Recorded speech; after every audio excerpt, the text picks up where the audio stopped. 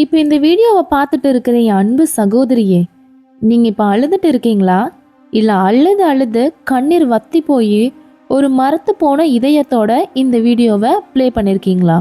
எனக்கு தெரியும், நீங்க ஆசைப்பட்ட வாழ்க்கை இப்போ நீங்க வாழ்ற வாழ்க்கையே கிடையாது. யாருக்காக எல்லாத்தையும் விட்டு கொடுத்தீங்களோ அவங்க கிட்ட இருந்தே இன்னைக்கு உங்களுக்கு அவமானமும் கசப்பான வார்த்தைகளும் கிடைச்சிருக்கும். என் அன்பு யாருக்கும் புரியலையே, நான் வாழ்ற வாழ்க்கைக்கு என்ன அர்த்தம் இருக்குன்னு ஒரு மூலையில போய் உட்கார்ந்துட்டு அழுதுட்டே காலத்தெல்லாம் களைச்சிடலாம் அப்படின்னு உங்க மனசு துடிக்குது இல்லையா? மற்றவங்க முன்னாடி சிரிச்சுக்கிட்டு இருந்தாலும் தனிமையில நீங்க வடிக்கிற அந்த ஒவ்வொரு துளி கண்ணீரும் உங்க தலையணையில இருக்கிற அந்த நனைஞ்ச தழும்புகளும் கர்த்தருக்கு நல்லாவே தெரியும். ஆண்டவரே, என்னை ஏன் இப்படி உடைக்கிறீங்கன்னு நீங்க கேட்குற அந்த சத்தம் பரலோகத்தை தட்டிருச்சு. சகோதரியே, இன்னைக்கு இந்த ஜெபத்துல உங்களோட கண்ணீருக்கு ஒரு பதில் கிடைக்க போகுது. கர்த்தர் சொல்றாரு, மகளே, மனுஷங்க உன்னை உடைக்கலாம், ஆனா நான் உன்னை ஒட்ட வைக்க வந்திருக்கேன்னு. உங்க இதயத்துல இருக்க அந்த ரணங்களை கர்த்தர் இப்போ ஆற்ற போறாரு. இனி நீங்க உடைஞ்சு போக மாட்டீங்க. நீங்க மற்றவங்களை உருவாக்குற பெண்ணாதான் தலை நிமிர்ந்து நிக்க போறீங்க. இந்த ஜபத்துல ஒரு 7 விஷயத்தை நான் உங்களுக்கு கற்றுக் கொடுக்குறேன். அதை மட்டும் நீங்க ஃபாலோ பண்ணி பாருங்க. அப்புறமா வித்தியாசத்தை நீங்களே பார்ப்பீங்க. உங்களுக்கான ஒரு புது விடியலுக்கான நேரம் தான் இது. வீடியோவை ஸ்கிப் பண்ணாம முழுசா பாருங்க. தவக்காலத்தோட 11வது நாள் தியானத்துக்கு உங்க எல்லாரையும் என்னோட சேனலுக்கு நான் வெல்கம் பண்றேன். இன்னைக்கு நான் ரொம்ப மென்மையாலாம் பேச போகிறது கிடையாது, ரொம்ப நேரடியாகவே பேச போகிறேன். இன்னும் எத்தனை நாளைக்கு தான் அழுதுகிட்டே இருக்க போறீங்க? அவர் என்னை திட்டாரு, எனக்கு அன்பே கிடைக்கல, என் வாழ்க்கை நரகமாக இருக்குன்னு இன்னும் எவ்வளோ நாளைக்கு இதையவே சொல்ல போறீங்க? இந்த உலகம் உங்களை மென்மையானவன்னு சொல்லுது, ஆனால் கர்த்தர் என்ன தெரியுமா சொல்றாரு? உங்களை புத்திசாலியாக தான் பார்க்குறாரு. நீங்க ஏன் மற்றவங்க வார்த்தைக்காகலாம் உடஞ்சி போறீங்க? உங்க சந்தோஷத்தை ஏன் இன்னொருத்தர் கையில கொடுத்து வச்சிருக்கீங்க? என்னோட அன்பு சகோதரிங்களே, இன்னைக்கு இந்த தியானத்துல உங்க கண்ணீரை துடைக்க போற நேரம்லாம் இல்லை. உங்க கண்ணீரை ஃபயரா மாத்த போற நேரம். நான் ஒரு 7 விஷயம் சொல்றேன், இதை மட்டும் கேளுங்க. அதுக்கப்புறம் நீங்க யாருன்னு கடைசியா என்கிட்ட சொல்லுங்க, ஓகேவா? 7 விஷயத்துல மொதல் விஷயம் சொல்றேன், கேளுங்க. மனுஷங்களோட அங்கீகாரத்தை எதிர்பார்க்கறத நிறுத்துங்க. புரியலையா? அதாவது மனுஷங்களாம் உங்களை ரொம்ப சூப்பரா இருக்க அப்படின்னு சொன்னாதான் நீங்க சந்தோஷமா இருப்பீங்களா? இதுவே அவங்கெல்லாம் மட்டும் அப்படின்னு சொல்லிட்டு இருந்தா அழுதுட்டு இருப்பீங்களா? பைபிள்ல கலாத்தியர் 1:10 என்ன சொல்றாங்கன்னா, நான் மனுஷரையோ தேவனையோ யாரை பிரியப்படுத்த பார்க்கின்றேன்? நான் மனுஷரை பிரியப்படுத்துகிறவனாய் இருந்தால் நான் கிறிஸ்துவின் ஊழியக்காரன் அல்ல அப்படின்னு இருக்கு. உங்களை உருவாக்கின கர்த்தர் உங்களை விலையேற பெற்றவள் அப்படின்னு முத்திர குத்திட்டாரு. ஒரு வைரம் சகதியில இருந்தாலும் வைரம்தான். மற்றவங்க உங்களை எப்படி பார்க்கறாங்கிறது முக்கியம் கிடையாது. நம்மளை படைச்ச கர்த்தர் நம்மளை எப்படி பார்க்கறாரு அப்படிங்கிறதுல தான் முக்கியமே இருக்கு. உங்க வேல்யூ என்னங்கிறத நீங்க கர்த்தர்கிட்ட கேளுங்க. அவரு நீ என் மகள்னு சொல்லும்போது வேற யாரோட சர்டிபிகேட் உங்களுக்கு தேவைப்படுது? இதுக்காக உட்காந்து அழுதுட்டு இருந்தீங்க? 2வது விஷயம் சொல்றேன், கேளுங்க. மௌனம் அப்படிங்கிறது பலவீனம் அல்ல, அது ஒரு போர் தந்திரம். இன்னும் தெளிவா சொல்றேன், எல்லாத்துக்குமே நம்ம கத்தணும்னு அவசியம் கிடையாது. ஒரு சிங்கம் வேட்டையாடும் போது சத்தம் போடாது, மௌனமா இருந்து ஜெபத்துல போராடுங்க. உங்க மௌனம் பிசாச நடுங்க வைக்கணும். சங்கீதம் 46:10 பைபிள்ல சொல்றது என்னன்னா, அமர்ந்திருந்து நானே தேவன் என்று அறிந்து கொள்ளுங்கள் அப்படின்னு இருக்கு. அதாவது நீங்க மௌனமா இருக்கும்போது தான் தேவன் உங்களுக்காக பேச ஆரம்பிக்கிறாரு. உங்களோட வார்த்தையினால கணவரையோ இல்ல சூழ்நிலையோ மாற்ற முடியாது, ஆனா உங்க மௌனமான ஜெபத்தால பரலோகத்தையும் அசைக்க முடியும். நீங்க அமைதியா இருக்கிறது பயத்துல இல்லை, உங்க மேல ஒரு பெரிய போர் தளபதி, அதாவது நம்ம ஆண்டவர் இருக்கிறாருன்ற விசுவாசத்துல தான் இருக்கு. 3வது விஷயம் சொல்றேன், கேளுங்க. ஜெபம் உங்களோட யுத்த அறை. அதாவது ஜெபம்னா ஏதோ கடமைக்கு பண்றது கிடையாது, அது ஒரு யுத்த களம்.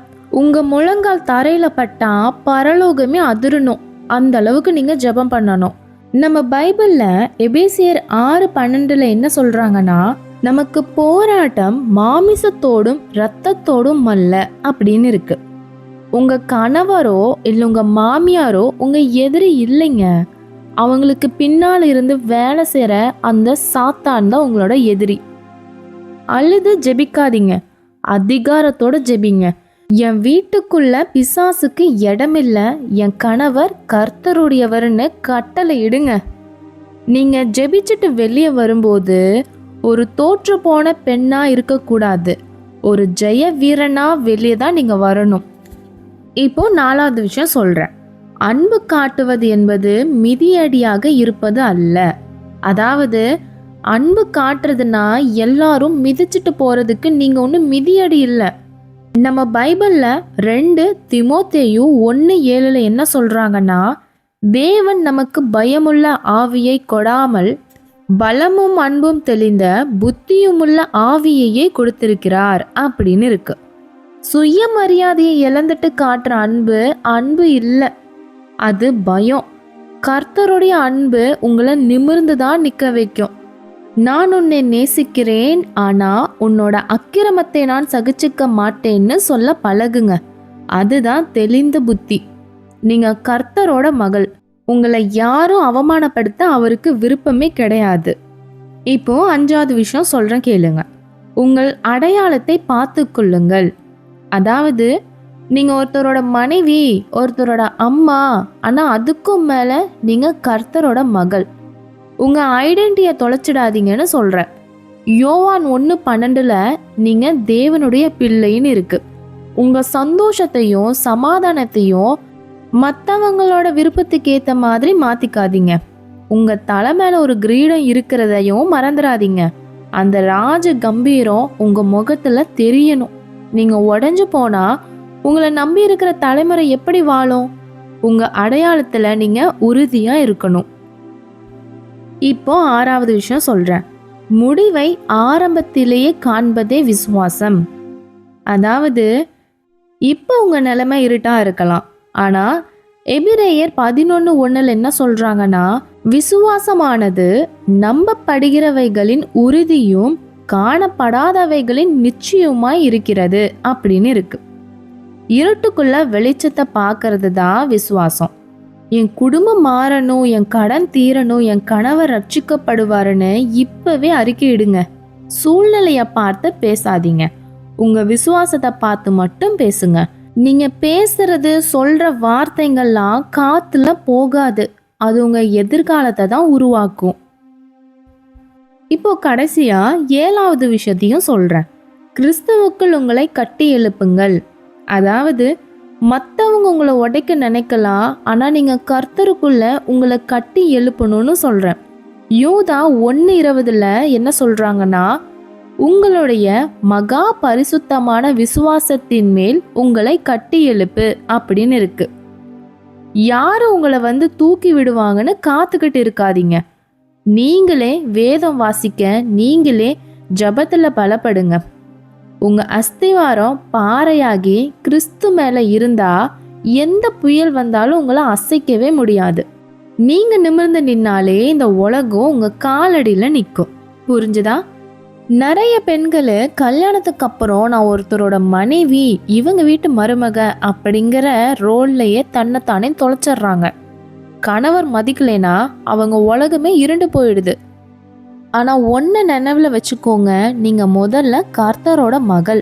அந்த ஆவிக்குரிய அடையாளத்தை நீங்க எப்பயும் மறந்துடக்கூடாது. வீட்டில் நடக்கிற சண்டைங்க, கணவர் பேசுற கசப்பான வார்த்தைங்க, இதையெல்லாம் ஒரு பெண்ணை நல்லாவே உடைச்சு போட்டுரும்.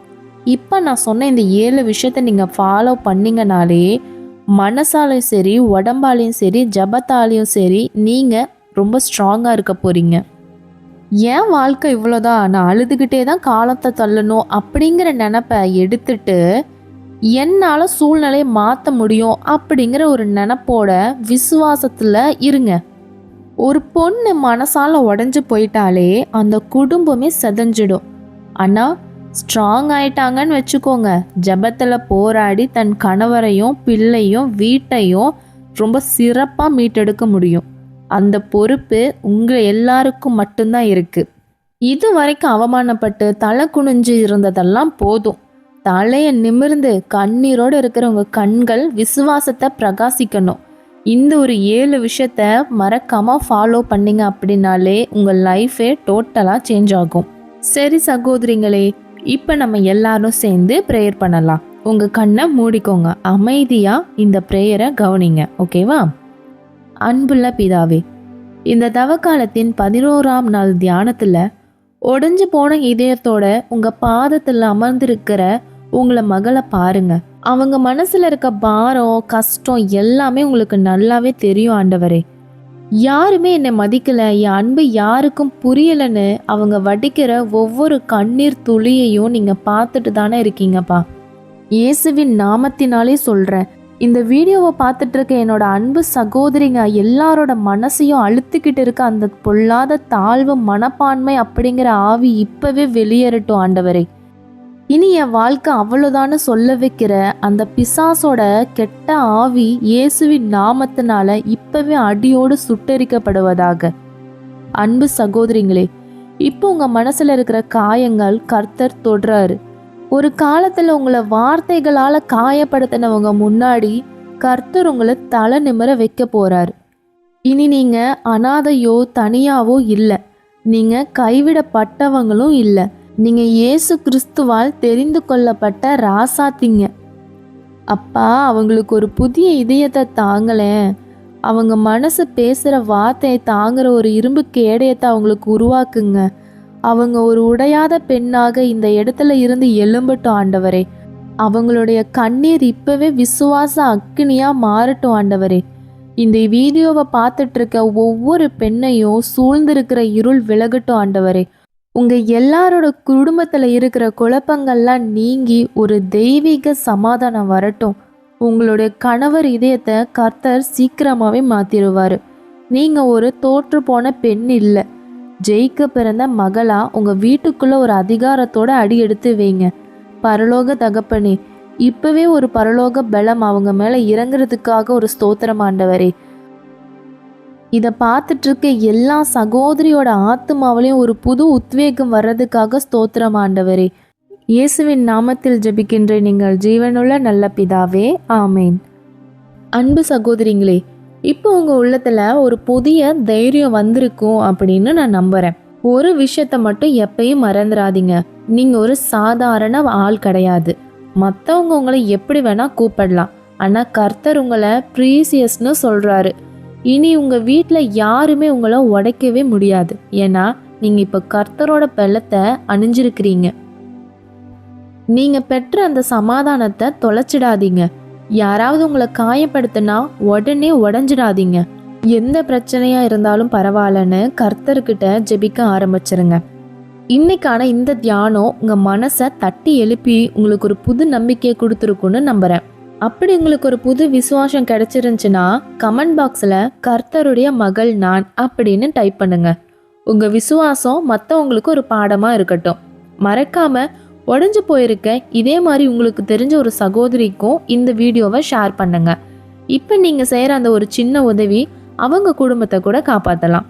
நாளைக்கு தவக்காலத்தோட 12வது நாள் இன்னொரு ஆழமான விடுதலையோட உங்களை சந்திக்கிறேன்.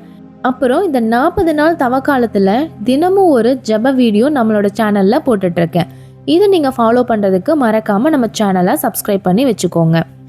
நாளைக்கு நான் உங்களை சந்திக்கிறேன். அது வரைக்கும் ஒரு சிங்க பெண்ணாக விசுவாசத்தில் உறுதியாக இருங்க. சமாதானத்தோட செல்லுங்கள். Praise the Lord. ஆமென்.